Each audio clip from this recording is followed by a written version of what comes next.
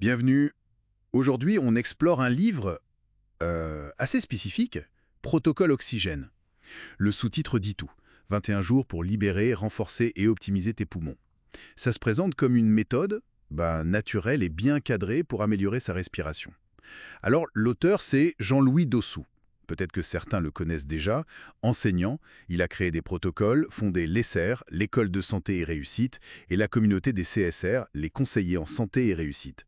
Et ce qui est notable, c'est que ce livre fait partie d'une très longue série. Ah oui, plus de 60 livres, c'est ça? Exactement. Tous sur la santé interne. Et c'est le résultat, dit-il, de plus de 15 ans d'expérience, en particulier avec les compléments alimentaires Forever Living. Tout à fait. Et donc notre but aujourd'hui, c'est un peu de voir comment c'est fait, ce livre, quelle est sa structure, sa philosophie. En gros, il essaie de faire le lien entre, disons, une science vulgarisée et des conseils très concrets pour le quotidien. Il mélange compréhension du corps, habitudes de vie, nutrition, plantes, et puis, oui, comme tu disais, des compléments ciblés qui viennent de cette expérience de l'auteur. Il utilise d'ailleurs beaucoup d'images d'analogie. Oui, les poumons comme une usine ou une forêt, j'ai vu ça. Voilà, pour que ce soit plus facile à saisir, j'imagine. D'accord. Alors, rentrons dedans. Le livre, il commence par insister sur l'importance de comprendre comment ça marche, nos poumons. L'image de l'usine à oxygène, elle est parlante. Et celle des alvéoles, ces petits sacs-là, comme un champ de bulles de savon. Ça aide à voir l'échelle du truc, quoi. Oui, c'est visualiser l'invisible, en quelque sorte. Il parle aussi des ennemis invisibles. Bon, là, c'est assez classique, hein. Pollution, tabac, infection. Et puis, les signaux d'alerte des pneumopathies, les maladies pulmonaires, la toux qui traîne, l'essoufflement rapide. Voilà. L'usine qui tire la sonnette d'alarme, comme il dit. Il insiste aussi pas mal sur l'impact de nos habitudes. La sédentarité, même une mauvaise posture, ça peut jouer. Et à l'inverse, l'exercice, la respiration consciente, ça peut tout changer. Absolument. Alors, le cœur du livre, c'est ce fameux protocole en 21 jours. Comment il s'organise?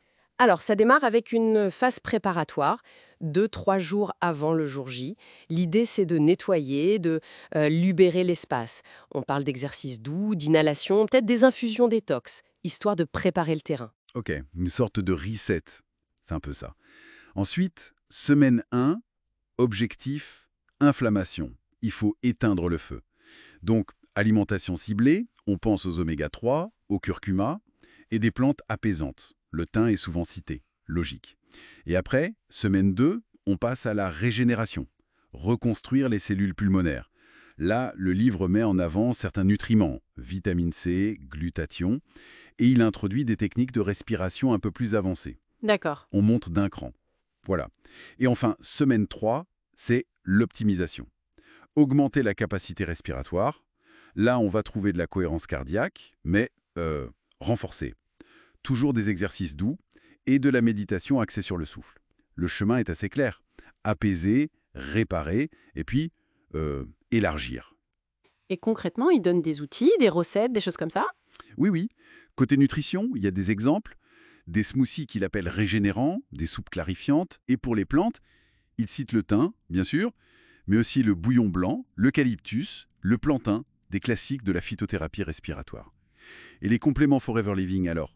Comment ils s'intègrent? Eh bien, ils sont présentés comme un soutien spécifique, intégré au protocole. Ça reflète clairement l'expérience de l'auteur dont on parlait. Ok. Par exemple, il va mentionner l'aloe vera gel ou le berry nectar pour leur côté apaisant, hydratant. Le berry nectar contient de la canneberge qui pourrait jouer sur les bronches. Il parle aussi du garlic thyme, ail et thym comme fluidifiant antiseptique, D'accord. ou encore la propolis d'abeille pour l'aspect antimicrobien, l'arctic sea pour les oméga 3 anti-inflammatoires, et même l'actif pro B, les probiotiques, en lien avec l'axe intestin-poumon. C'est vraiment vu comme une aide ponctuelle dans une démarche plus large. C'est clair que ça s'appuie sur une expérience précise avec ces produits-là. Oui, c'est assumé, mais le livre ne s'arrête pas à la mécanique. Il explore aussi ce que ça veut dire, au fond, de retrouver son souffle. Il fait le lien avec un sentiment de liberté, plus d'élan vital, une meilleure gestion des émotions. Une dimension un peu plus psycho-émotionnelle. Exactement. C'est comme si mieux respirer permettait de se reconnecter à soi. Et pour que ça dure, il propose des rituels quotidiens, des petites habitudes à ancrer, matin, journée, soir. Et j'ai vu qu'il y avait aussi un protocole avancé. Oui, juste une mention rapide, un protocole sur 39 jours pour des besoins plus importants, une reconstruction plus intégrale, dit-il. Bon, pour synthétiser un peu, ce protocole oxygène, ça se présente comme un guide assez complet.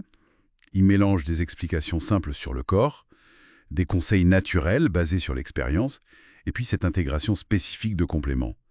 Ça vise clairement le grand public qui veut améliorer sa forme, mais aussi peut-être ceux qui utilisent déjà des compléments et cherchent une méthode structurée pour la sphère respi. C'est ça, et ce qui est intéressant, je trouve, c'est cette prise de conscience qu'un acte aussi banal, aussi automatique que respirer, eh bien, on peut agir dessus consciemment, et que ça peut avoir des effets vraiment profonds sur notre bien-être. C'est vrai qu'on y pense rarement. Et ça amène une question finalement. Si on peut transformer notre souffle avec autant d'impact, quelles autres fonctions du corps ou quelles habitudes qu'on prend pour acquises pourraient aussi cacher un potentiel de transformation si on y prêtait une attention renouvelée? Une piste de réflexion, quoi.